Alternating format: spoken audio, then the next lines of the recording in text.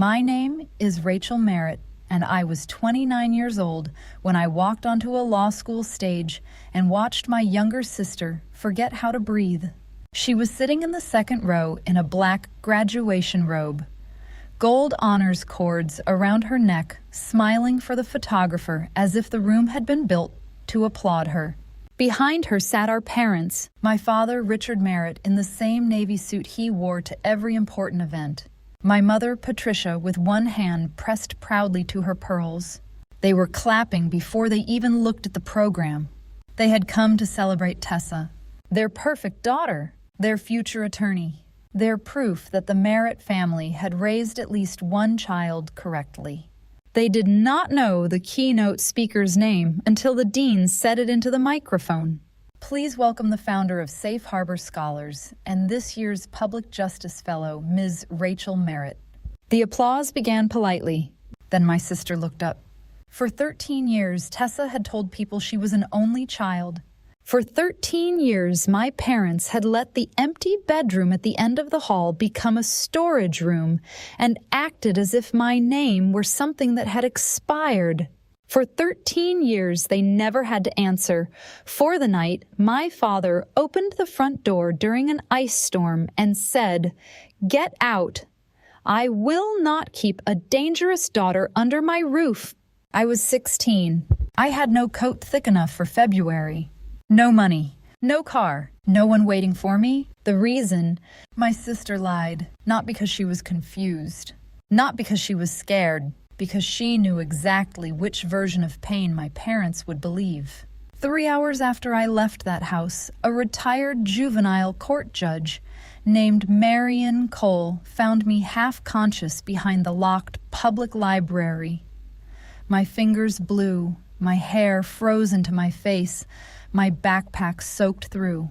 She saved my life. She also saved everything that came after.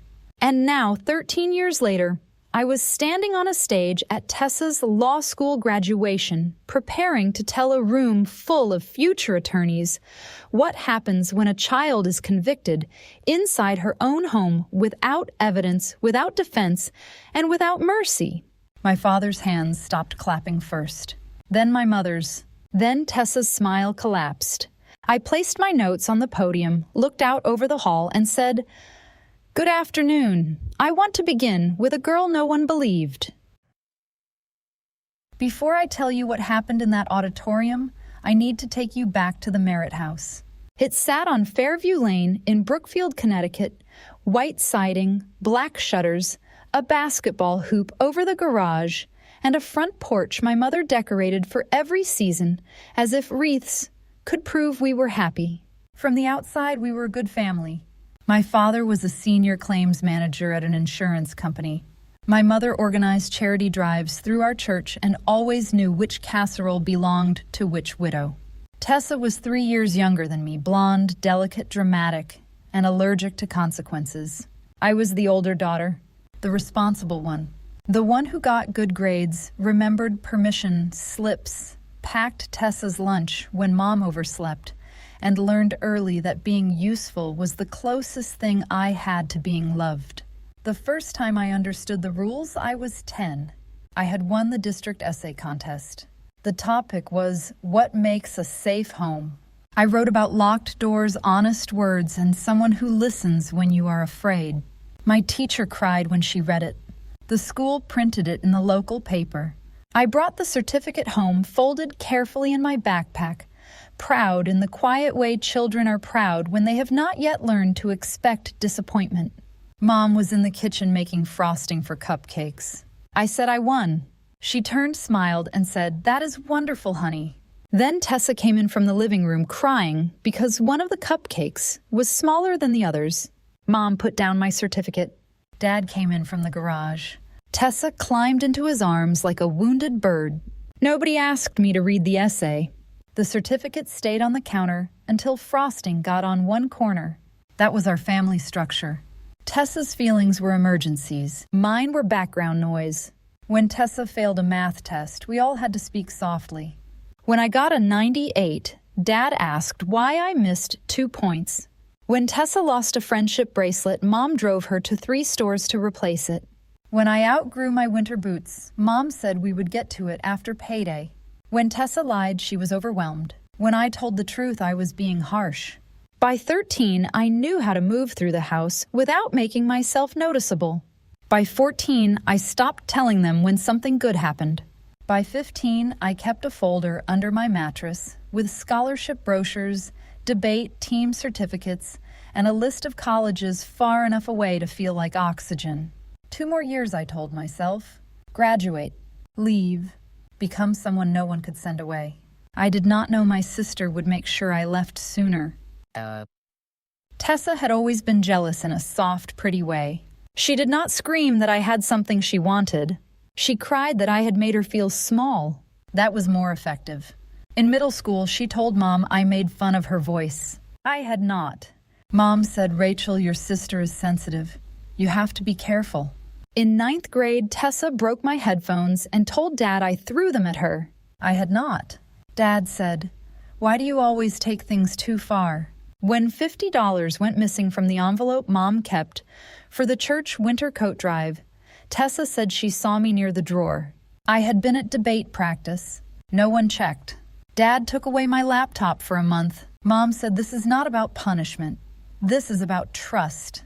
Trust. The word adults use when they have already decided not to offer any. Tessa watched from the hallway that night while Dad carried my laptop downstairs. She mouthed sorry, then smiled. The lies grew bolder after that. A cracked phone screen, my fault. A rumor at school that Tessa cheated on a history quiz, my fault. A text sent from a fake account calling another girl pathetic, my fault because the profile picture looked like mine. I defended myself at first, then less, then not at all. There's a kind of exhaustion that comes from being cross-examined by people who have already written the verdict. By the winter I turned 16, I had learned to save evidence. Screenshots, timestamps, emails from teachers, bus passes, receipts. Not because I thought my parents would believe me, because some part of me knew I needed proof that I was not imagining my own life. That January, a boy named Ethan Calder transferred into my AP government class. He was quiet, tall, serious, and terrible at outlining essays. I helped him after class twice. That was all. Tessa liked him before he knew she existed. She wrote his name in glitter pen on her notebook. She showed Mom his student council photo from the school website. She asked me 3 times whether he had mentioned her. No, I said. That was the wrong answer. The day everything broke, Ethan stopped me by my locker and said, "Thanks for helping me with the brief. I think I finally understand standing." I laughed. Most adults do not understand standing. He smiled. Tessa saw. Her face changed so fast I almost missed it. Not sadness. Calculation. That night she did not cry at dinner. She was quiet. That was how I should have known the storm was already forming. February 8th. I remember the date because every year my body remembers it before my mind does. It had been snowing since noon, wet, heavy flakes that turned the roads gray and slick. By evening, the weather reports were using words like ice accumulation and dangerous travel. School had already announced a delayed opening for the next morning. Mom made tomato soup and grilled cheese. Dad complained about the driveway. Tessa sat at the table with red eyes barely touching her food. Mom noticed immediately. "What is it, sweetheart?" Tessa shook her head. "I do not want to cause trouble." I remember the spoon halfway to my mouth, the way Dad looked up, the way Mom leaned toward her, the way every light in that kitchen seemed to turn toward Tessa and away from me. "Tell us," Dad said. Tessa looked at me, then down. "She will hate me." I put down my spoon. "What are you talking about?" Tessa started crying. Not loud yet, controlled. The kind of crying that lets the audience come closer. Mom reached across the table. "Tessa!" My sister pulled out her phone. "There are messages." My stomach went cold. Dad took the phone. Mom moved behind him. I watched their faces as they read. Confusion, shock, anger. Dad's jaw tightened. Mom covered her mouth. "What messages?" I asked. Dad turned the screen toward me.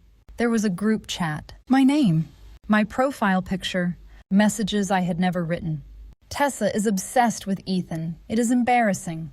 She cheats because she is too dumb to pass. Everyone feels sorry for her. There was more. Crueler. Ugly things. Things I would never say, not even angry. I did not write those. Dad stood. Do not start. I did not write them. Someone made a fake account. Tessa sobbed. She always says that. I looked at her. You made this. Her eyes widened perfectly. How can you say that? Because you do this. Mom's voice was sharp. Rachel, she has lied about me for years. Dad slammed his hand on the table hard enough to rattle the soup bowls. Enough. But Tessa was not done. She lifted her sleeve. There was a bruise near her wrist, purple and yellow. I did not want to tell you, she whispered. But yesterday she grabbed me in the hallway and said if I talked to Ethan again, she would make sure everyone hated me. I stood so fast my chair scraped the floor. I never touched you. Tessa flinched as if my voice were a hand. Dad stepped between us. Back up! Dad, please. I never touched her. Then how did she get the bruise? I do not know. Convenient. It is not convenient. It is the truth. Mom was crying now. Quiet tears. The kind she used when she wanted Dad to act. I knew you resented her, she said. I knew there was jealousy, but this jealousy. I laughed once, and it sounded wrong even to me. She is jealous of me. Dad's face changed. It hardened in a way I'd never seen. That is enough. No. Listen to me. For once, listen to me. I have listened to your excuses for years. They are not excuses. You stole from your mother. You bullied your sister. You are spreading filth about her at school. Now you are putting your hands on her. I did not. Tessa cried harder. Dad looked at me as if I were a stranger standing in his kitchen. There is something wrong with you. The words arrived quietly. That made them worse. I stared at him. What? You are dangerous, Richard, Mom whispered, but she did not disagree. Dad pointed toward the stairs. Get your backpack. Why? Because you are not staying here tonight. Outside, ice clicked against the windows. Tiny hard sounds, like fingernails. Dad, there is an ice storm. I do not care. Where am I supposed to go? That is not my problem right now. My chest hurt. Not metaphorically. Actually, as if my ribs had forgotten how to hold me. Mom looked at the floor. Tessa watched through wet lashes. I begged then. I am not proud of it, but I did. Please, please check the account. Check the number. Ask Ethan. Ask anyone. I did not do this. Dad opened the front door. Cold air entered the house like a verdict. Get out, he said. I will not keep a dangerous daughter under my roof. I looked at my mother one last time. She turned her face away. That was the moment I stopped being their child. I left with a backpack, a sweatshirt, and the wrong shoes. The driveway was a sheet of ice. Snow blew sideways under the porch light. I stood there for maybe 10 seconds waiting for the door to open again. Waiting for Dad to realize what he had done. Waiting for Mom to come out with my coat. Waiting for anyone to choose me. The door stayed closed. Behind the front window, Tessa's pale face appeared between the curtains. She was not crying. I turned and walked. My phone battery was at 11%. I called my friend Maya. No answer. Called another friend. Voicemail. Texted Ethan. No response. It was 8:47 on a Friday night in an ice storm. People were home. Safe. With families who would not open doors and throw them into weather. I walked toward the public library because I knew it had an overhang near the back entrance. Maybe I could stay there until morning. Maybe someone would answer by then. Maybe my parents would call. Maybe this was temporary. That is the lie abandoned children tell themselves while the first hour passes. The library was closed. The front doors were locked. The parking lot was empty, except for a snowplow at the far end. I went around back to the employee entrance where a small roof covered the book drop. Wind cut through my sweatshirt. My hands hurt so badly I stopped feeling my fingers. I curled behind the concrete wall and tried to text one more time. My phone died in my hand. I do not remember deciding to sit down. I remember the cold coming up through my jeans. I remember trying to tuck my hands under my arms. I remember thinking that if I slept, I might feel warmer. Then headlights swept across the back wall. A car door opened. A woman's voice said, "Oh my God." Footsteps crunched over ice. "Child, can you hear me?" I tried to answer. My mouth did not work. A hand touched my cheek. Warm, then sharper, urgent. "Stay with me. Do not close your eyes." I opened them. A woman in a wool coat knelt in the snow beside me, gray hair coming loose from a bun, glasses fogged with her breath. She looked familiar in the way important people look familiar from newspaper photos. "My name is Marion Cole," she said. "I am calling 911. You are not alone now." I managed one sentence before everything dimmed. "My dad said I was dangerous." Her face changed. Not pity, fury. "Then your father and I will need to have a conversation." That was the last thing I heard before the dark took me. I woke in a hospital room with warm blankets tucked around me so tightly I could barely move. Machines beeped. My throat hurt. My fingers burned as sensation returned. A nurse noticed my eyes opening and smiled. "There you are." I tried to sit up. A hand stopped me gently. "Slowly, Rachel." The woman from the library was sitting beside my bed. Marion Cole. I knew who she was now. Retired juvenile court judge. Former state child welfare commissioner. The woman whose photo had been in the newspaper when she opened a legal clinic for teenagers, aging out of foster care. She had found me behind a library like a returned book no one wanted. "Where are my parents?" I whispered. Marion's face did not soften. "They were notified." That answer told me enough. A doctor came in and explained words like hypothermia, mild frostbite, dehydration observation. A social worker came next. Her name was Anita Ruiz. She asked careful questions. Not the way my parents asked questions with traps inside them. Real questions. What happened tonight? Had I been put out before? Did I feel safe at home? Did anyone hit me? Did I have relatives I could stay with? I told the truth. All of it. The fake messages. The bruise. The door. The ice. When I said my mother looked away, my voice broke. Marion handed me water. No one rushed me. That was new. Around noon, my parents came. Dad entered first, still wearing his work coat, his hair damp from snow. Mom came behind him, eyes swollen. Tessa was not there. Anita stood near the door. Marion remained beside my bed. Dad looked at Marion and froze. Judge Cole. She did not stand. Mr. Merritt. His face shifted. Recognition. Worry. Calculation. "We appreciate you helping our daughter," he said. Our daughter? Those words sounded borrowed. Marion's voice was cool. "I found your daughter behind a locked library during an ice storm with early-stage hypothermia." Mom started crying. Dad said this was a family discipline matter that got out of hand. Marion looked at him. "No, sending a 16-year-old child into an ice storm is not discipline. It is abandonment." His mouth tightened. "You do not know the situation." "I know enough to have called the Department of Children and Families." Mom gasped. Dad stepped forward. "That is unnecessary." Anita spoke then. "It is already open." Dad looked at me. For a second I saw anger.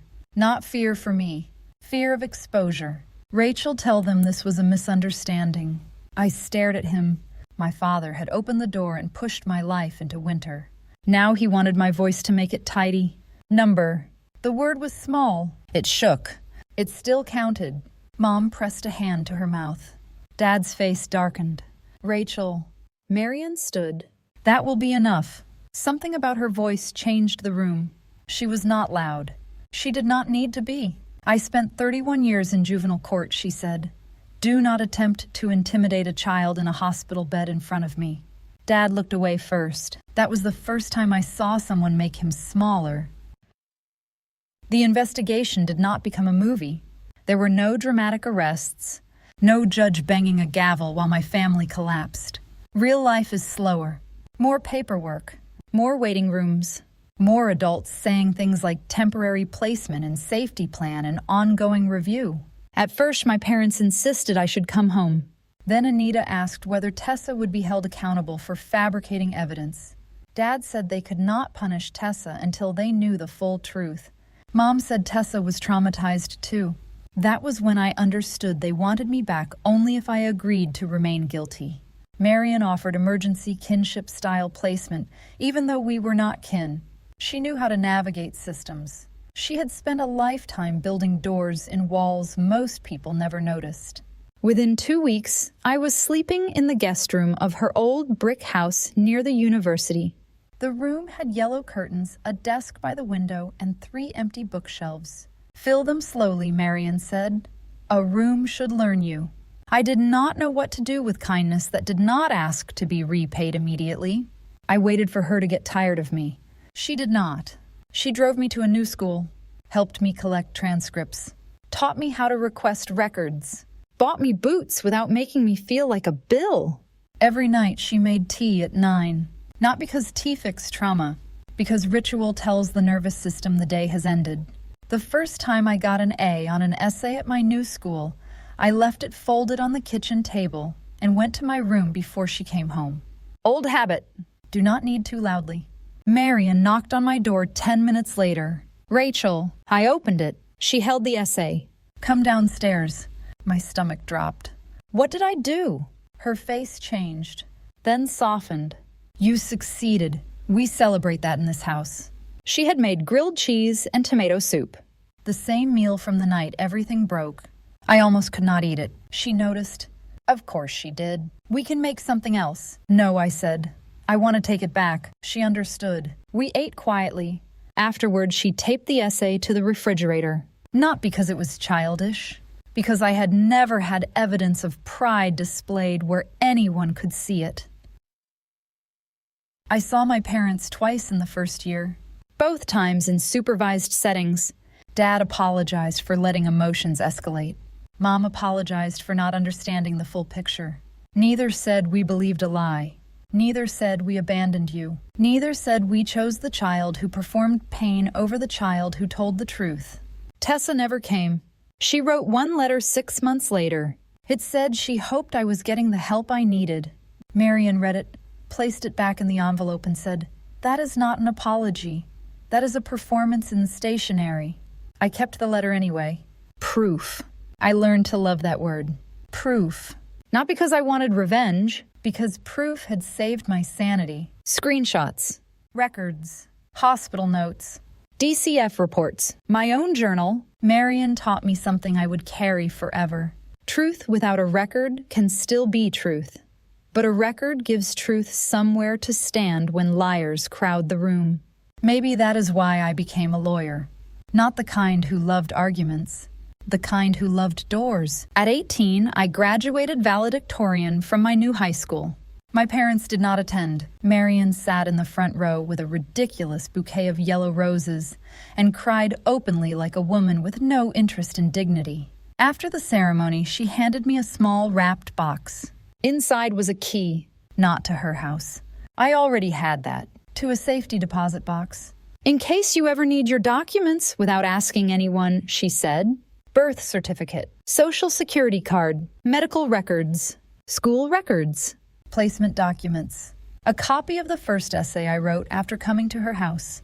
A photo of my refrigerator essay. Everything I needed to prove I existed. That summer, I legally changed my middle name. I kept Merritt. Not because I forgave it, because I wanted my name to belong to me, not to them. College was not easy. People like to turn survival stories into straight lines. They are not. I had panic attacks during snowstorms. I flinched when doors slammed.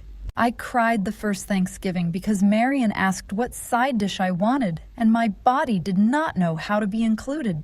But I studied. Political science first, then pre-law, then child advocacy. I spent summers working at legal aid clinics, youth shelters, and school discipline reform projects. I learned how many children are removed from classrooms without anyone asking what happened to them first. I learned how many teenagers sleep in cars, laundromats, bus stations, library entrances. I learned that abandonment often wears a respectable family's last name. By 24, I was in law school on scholarship. By 26, I had passed the bar. By 27, Marion and I founded Safe Harbor Scholars, a legal and scholarship program for students who had been displaced, abandoned, or forced out by family conflict. We help them with emergency housing, school enrollment, financial aid forms, identity documents, protective orders when needed, and college scholarships when possible. The first year we helped 12 students. The second year, 31. The third, 68. Not enough. Never enough. But enough to prove the model. The press started calling. Local papers first.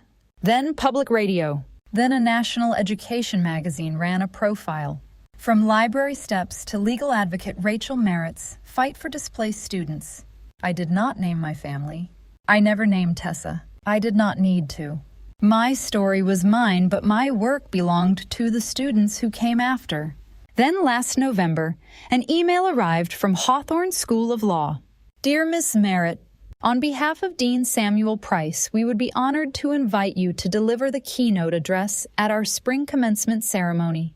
Your work through Safe Harbor Scholars reflects the values of public justice student advocacy and ethical legal practice that we hope to instill in our graduates. I read the email twice. Then I checked the graduation list. Tessa Merritt, Juris Doctor Candidate, Public Interest Law Certificate, Student Leadership Award finalist. My sister was graduating from law school. The irony was so complete it almost felt written by someone without subtlety. I closed my laptop, opened it again, stared at the invitation. Marian found me in the kitchen 20 minutes later, standing beside untouched coffee. What happened?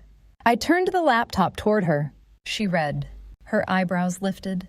Well, that is one word. Do you want to say no? I looked out the window. Snow was falling lightly. Not a storm, just weather. Number. Do you want to go because of her? I thought about that. Carefully. No, I want to go because of me. Marian nodded. Then, write the speech for the person you were not the people who failed her. I wrote the speech over 3 weeks. I did not write revenge. Revenge would have been easy. Names, dates, screenshots. A bruise Tessa made herself. The fake group chat. My father's words. My mother's silence. Easy, ugly, temporary. I wanted something harder. Truth with purpose. I opened with law, not statutes, not citations. Law as a moral promise. When we train lawyers, I wrote, we are training people who will decide which stories are believed, which records are trusted, and which vulnerable people are dismissed as inconvenient. Then I told the story of a girl. A 16-year-old girl accused without evidence. A girl sent into an ice storm because tears testified louder than truth. A girl found behind a library by a stranger who understood that safety is not charity. I did not use Tessa's name. I did not use my parents' names. I did not need to. If they recognized themselves, that would be their burden. Marian read every draft. At one point, she crossed out an entire paragraph with a red pen. This part is you trying to sound healed for people who did not earn comfort. I took it out. The final speech was 12 minutes. Calm, clear, no trembling, no pleading. The night before commencement, I took out the old hospital bracelet I kept in my document box. Rachel Merritt, female, age 16, hypothermia, observation. I held it in my palm for a long time. Then I put it back. Marian knocked on my bedroom door. You ready? Number. Good.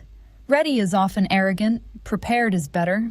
That was Marian. The next morning, I wore a deep green suit because Marian said black looked too much like a closing argument. She pinned a small silver lighthouse brooch to my lapel. Safe harbor. Our symbol. Head high, she said. Truth clear, I answered. We had said it before every hard meeting for 10 years. Head high. Truth clear. Hawthorne School of Law held commencement in a glass auditorium overlooking the river. Families filled the seats early. Graduates moved in black robes like a tide. There were flowers, camera flashes, proud fathers adjusting collars, mothers wiping eyes, siblings bored and secretly emotional. I stood backstage with Dean Price and the faculty marshal. Marian sat in the front row, one seat from the aisle, hands folded over the program. I saw Tessa before she saw me. Second row near the center. She looked polished. Perfect. The same delicate face, older now. Blonde hair curled under her cap, pearl earrings, a smile practiced enough to survive photographs. My parents sat 6 rows behind her. Dad had more gray hair. Mom looked smaller, not weaker, just less certain. For a moment, I felt 16 again. Cold, wet, waiting for the door to open. Then Marion turned in her seat and looked at me through the gap in the curtain. She touched the lighthouse brooch on her own jacket. I touched mine. The girl behind the library was not alone anymore. Dean Price stepped to the podium. We are honored today to welcome a public advocate whose work has changed the lives of displaced students across this state. Through Safe Harbor Scholars, she has helped young people secure housing education, documentation, legal protection, and the second chance every child deserves. Please welcome Ms. Rachel Merritt. Applause. I walked into the light. Tessa's hands were clapping when she saw my face. They stopped midair. Her mouth opened. For one strange second, she looked 13 again, caught with my broken headphones under her pillow. Then color drained from her cheeks. My father leaned forward. My mother's program slipped from her lap to the floor. The applause continued around them because the world had not stopped, just because their past had entered the room. I reached the podium, adjusted the microphone, looked directly at the graduates. Good morning. My voice did not shake. I am grateful to be here with you on a day devoted to achievement, promise, and the law. But I want to begin with what the law sometimes misses. Silence settled. A child can be convicted long before she ever sees a courtroom. Tessa's eyes filled instantly. I did not look away. She can be accused in a kitchen, sentenced in a living room, removed from her home by a parent who never asked for evidence because another child's tears seemed easier to believe. A murmur moved through the room. My father's hand went to his mouth. My mother gripped the armrest. I continued. When I was 16, I was accused of cruelty I did not commit. Fake messages were treated as proof. A bruise became testimony. My denial was called manipulation. My truth was ruled inadmissible by the people who were supposed to protect me. A faculty member in the front row closed her eyes. I saw students leaning forward, listening, not gossiping, listening. One night during an ice storm, I was told I was dangerous. I was told to leave. I was told there was no place for me under my father's roof. Tessa covered her mouth. Her friend beside her whispered something. I did not pause for her. I was found hours later behind a public library with hypothermia. I survived because a stranger stopped, because one adult understood that a child outside in a storm is not a private family matter. It is a public failure. Marion's eyes shone. I looked at her. Then back to the graduates. That stranger is here today. Judge Marion Cole gave me safety before she asked me to be grateful for it. She gave me records before she asked me to tell my story. She gave me a room before she asked me what I planned to become. Applause began, sudden and strong. Marion shook her head like she wanted it to stop. It did not. I waited, then continued. I became an attorney because I know what it is like when the truth has no chair at the table. I founded Safe Harbor Scholars because too many students are forced to choose between survival and school, between documentation and dignity, between telling the truth and keeping a roof over their heads. The room was completely still now. Future lawyers, you will hold stories in your hands. Some will come with perfect paperwork and polished witnesses. Some will come from teenagers who cannot stop shaking. Some will come from people who have been called difficult, dramatic, unstable, or dangerous by the very people who harmed them. I let that land. Do not confuse volume with truth. Do not confuse tears with innocence. Do not confuse family with safety. And never forget that asking for evidence is not cruelty. Sometimes it is the first mercy a vulnerable person receives. My father was crying now. Not quietly enough. My mother stared at me like she was seeing a ghostwrite law across the stage. Tessa had lowered her head. Her shoulders trembled. I finished without looking at them again. Your career will not be measured only by the cases you win. It will be measured by the people who were able to stand because you made room for the truth. Be that kind of lawyer. Be the adult who stops in the storm. The applause rose slowly, then fully. Students stood first, then faculty, then families. A standing ovation is loud, but what I remember most is the silence underneath it. The silence from row 2. The silence from row 8. The silence of people who finally understood that a story they had buried had learned how to speak. The ceremony continued after my speech. Degrees were called, families cheered, cameras flashed. When the dean called Tessa Merritt, my sister stood slowly. The applause from her section was uneven. Her face was pale. Her hand shook as she accepted the diploma tube. I watched from backstage without satisfaction. That surprised me. For years I thought the moment Tessa's perfect world cracked would feel like justice. It did not. It felt like weather changing. Necessary. Cold. Out of my control. After the ceremony, I planned to leave through the faculty exit. Dean Price stopped me first. That was extraordinary, he said. Painful, but necessary. Thank you. Then he hesitated. There are people asking to see you. I know. You do not owe anyone access. The sentence was so simple I almost smiled. No, I said, but I am ready to give them 5 minutes. Marian joined me at the side corridor. 5. Good. I've always liked exits with limits. My parents were waiting near a marble column by the reception hall. Tessa stood a few feet behind them, still in her robe, mascara streaked under both eyes. A man I assumed was her boyfriend stood beside her, expression rigid. My father looked older than he had from the stage. Really older? Not because of gray hair. Because shame had weight. Rachel, he said. It was the first time I had heard my name in his voice in 13 years. I felt nothing at first, then sadness, then distance. Yes, Mom took one step forward. You are alive. The sentence was so absurd I almost laughed. Yes, we did not know where you were. You were told by the social worker where I was placed. Dad flinched. Mom looked down. Marian stood beside me, silent. Tessa's boyfriend looked at her. You said she ran away. I looked at him. She did not say I was dead. His face tightened. Tessa closed her eyes. To some people, he said, there it was. The old pattern. Versions. Whatever served the room. My mother began crying. I am so sorry. I studied her face.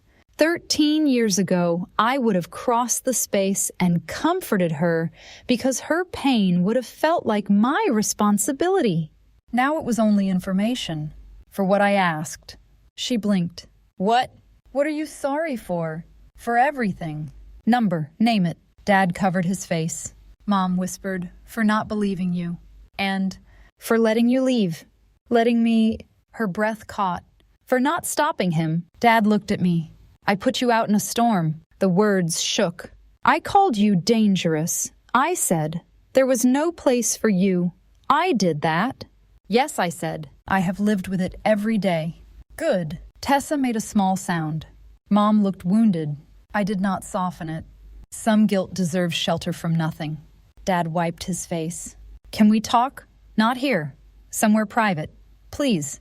Number. The word was calm. Final. Rachel, Mom said we are your parents. No, I said. You are the people who gave me a childhood and then took away my home. Marian is the person who raised me after that. Mom's eyes moved to Marian. Jealousy flashed there, old and sharp. Marian saw it too. She did not react. Tessa stepped forward. I made it up. No one moved. Her boyfriend turned slowly. What? Tessa looked at him, then at our parents, then at me. The messages, the bruise, all of it. I made it up. Mom sobbed. Dad closed his eyes. Tessa's voice broke. I was jealous. I liked Ethan. I hated that he talked to you. And I knew they would believe me because they always believed me. Her boyfriend stepped back from her. "You let them throw her out." "I did not think they would." I said, "You watched from the window." She looked at me. I had not planned to say that. But there it was. The detail that had lived in my bones for 13 years. "You watched me leave." Tessa's face crumpled. "I know. And then you kept lying." "I was scared." "For 13 years." She covered her mouth. No answer. I nodded once. "That was answer enough." "I forgive you," I said. Her head lifted with desperate hope. "For my own peace. Not because you are entitled to return." The hope broke. "I do not want a relationship with you." "Rachel, please. Number." I looked at my parents. "I do not want one with you either. I hope you become better people. I hope this truth makes you honest. But I will not hand you my life because you finally feel bad about what you did to it." Dad whispered, "What can we do?" "Tell the truth when people ask where I went." Mom cried harder. "That is it? For now, that is more than you have done in 13 years. Marian touched my elbow. "Time." I stepped back. "Goodbye." This time when I walked away from my family, it was not into a storm. It was through a door I chose. The video of my speech spread faster than I expected. A graduate's aunt posted it online with the caption, "Every future lawyer needs to hear this." By Monday, it had 500,000 views. By Wednesday, news outlets were calling safe harbor scholars. I declined every interview that wanted family drama, accepted the ones that wanted to discuss displaced students. That was the line. My pain could open the door. The work had to walk through. Applications tripled. Emails arrived from teenagers using school computers because their parents checked their phones. Counselors asked for training. A superintendent called about creating emergency documentation protocols for students forced from home. A family court judge asked Marian and me to present at a statewide conference. Tessa disappeared from social media for 2 weeks. Then she posted a statement. It was long, polished, carefully sorrowful. "I caused harm in my family when I was young. I am committed to accountability, healing, and restorative work." She did not name what she had done. I did not respond publicly. But someone from her law school class commented, "Did you falsely accuse your sister and let your parents throw her out in an ice storm?" The comment stayed up for 6 minutes. Long enough. Tessa lost her fellowship offer with a family advocacy nonprofit. Not because I called. I did not. Because people finally asked questions she could not answer without becoming visible. My father sent a letter, handwritten, 4 pages. This time he named things. "I believed Tessa without evidence. I ignored your proof. I called you dangerous. I opened the door. I left you outside. I lied to myself for years by saying you ran away. You did not run away. I sent you away. I read it once, then put it in the document box Marian had given me. Proof, not of repair, of admission." My mother sent an email 2 days later. Shorter. "Monsieur, I cleaned out your old room. I found your essay certificate, the one about safe homes. I had kept it in a drawer. I do not know why. Maybe because I knew. I am sorry I chose the easier child to believe." I sat with that sentence for a long time. The easier child. That was what Tessa had been. Not better. Easier. Because believing her meant my parents did not have to examine the family they had built. I did not reply. Not because I wanted to punish her. Because silence was the first boundary I had ever owned. 3 months after the commencement, Marian and I opened a new safe harbor office 2 blocks from the same public library where she found me. Not behind it. In front. Glass windows. A blue door. A small sign with a lighthouse. Inside were 3 desks, a legal intake room, a kitchenette, shelves of donated backpacks, chargers, coats, toiletries, and folders labeled with the most important words a displaced student can hear. Identification, housing, school, food, safety, scholarships. We named the emergency fund the Library Steps Fund. Marian said it was too sentimental. Then she cried at the ribbon cutting. The first student who came in was 17. Her name was Kayla. Her aunt had put her out after an argument about rent money Kayla did not owe. She arrived with a backpack, a broken phone, and the practiced apology of someone who had been taught that needing help is rude. "I do not want to cause trouble," she said. I felt the past move through the room. I sat across from her. "You are not trouble." Her eyes filled. I slid a legal pad toward myself. "Tell me what happened. We will write it down. Records. Truth somewhere to stand." That became our work. Day after day. Not dramatic. Not viral. Better than viral. Useful. Sometimes I still drove past the old Merritt house. Not often. Not at night. Never in storms. Once I saw my father in the yard taking down the basketball hoop. He looked up as my car slowed. For a second, we stared at each other across 13 years and one quiet street. He raised a hand. I did not. I drove on. That may sound cruel. It was not. It was honest. Some doors stay closed not because you are bitter, but because you are safe. A year after the law school commencement, I spoke at another graduation. This one was small. A community college ceremony for students who had completed alternative education programs while living through housing instability. Kayla was there. So were 11 other Safe Harbor students. Marion sat in the front row wearing the lighthouse brooch. I did not tell the storm story that day. They already knew storms. Instead, I talked about paperwork, birth certificates, transcripts, lease letters, court orders, scholarship forms, the boring documents that become bridges when someone shows you how to use them. Afterward, Kayla hugged me so tightly I could barely breathe. "I got into nursing school," she said. "I know." "No," she said, laughing through tears. "I need to say it out loud. I got into nursing school." So she said it again, and again, and everyone clapped. That night, Marion and I ate grilled cheese and tomato soup at her kitchen table. Our ritual, the same meal that once belonged to my worst night and now belonged to home. She lifted her mug, to taking things back. I lifted mine, to evidence. She laughed. "You became a lawyer in the most exhausting way possible. Your fault." "Absolutely." I looked around the kitchen. The refrigerator was covered now. Photos of students, thank you notes, old essays, my bar admission certificate, a faded copy of the essay I wrote at 10, "What Makes a Safe Home?" Marion had framed it. Locked doors, honest words, someone who listens when you are afraid. I had written that before I had any of those things. Now I spent my life building them for other people. Maybe that is healing, not forgetting, not reconciling, building what you once needed and leaving the lights on. If you are listening to this because someone in your family convinced everyone that you were the problem, I want you to hear me. Being disbelieved can make you doubt your own memory. Being blamed can make you apologize for wounds you did not cause. Being abandoned can make you think love is something you earn by becoming easier to keep. It is not. You do not have to become smaller to be safe. You do not have to return to people who only want forgiveness because accountability finally found them. And you do not have to call something family just because it knows your birthday. Family is not the person who opens the door when it is convenient.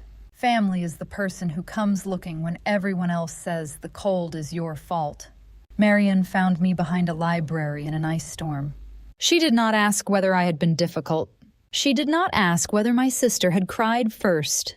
She did not ask me to prove I deserved warmth before she called for help. She simply stopped. That is what saved me. Not blood, not apology, a stranger who stopped. My name is Rachel Merritt. I am 29 now. I am an attorney, a founder, a daughter by choice, and a woman who no longer waits outside closed doors. My father's number is in my phone. So is my mother's. Tessa sends an email every few months. Short ones, careful ones. I read them sometimes. I do not answer. Maybe someday I will. Maybe I will not. Both are allowed. Every February 8th, I go to the library. I stand by the back entrance where Marion found me. Not to punish myself, to remember the girl who survived the night her family mistook cruelty for discipline. Then I walk around to the front door. I unlock the safe harbor office. I turn on the lights. And I wait for the next student who needs someone to believe them before the world does. If you are in your own storm right now, please hear this. You are not dangerous because someone fears your truth. You are not broken because someone chose a lie. You are not unworthy because a door closed behind you. The storm is not the whole story. Sometimes it is the first page of the life that finally belongs to you.